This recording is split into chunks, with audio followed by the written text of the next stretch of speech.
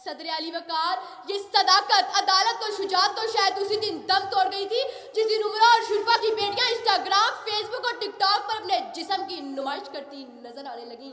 सदर अली वकार, ये वही उमरा और रईस लोग हैं जो किसी वक्त गरीब घराने की औरतों को रोटी के टुकड़े के लिए सरेआम नचाया करते थे। आज इनकी बेटियां सोशल मीडिया पर रक्स करके लाइक्स इकट्ठे करना फैशन समझती हैं।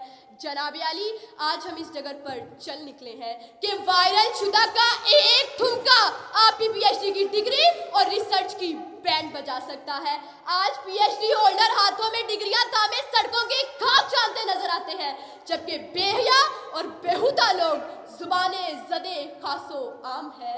जनाब अली, आज हम मस्जिदों में सर कटाने के लिए तैयार हैं, लेकिन मस्जिद जाने के लिए तैयार नहीं। आज हम नबी अकरम सल्लल्लाहु अलैहि वसल्लम का नाम सुनकर झूम झूम जाते हैं, लेकिन उनका हुक्म मानने के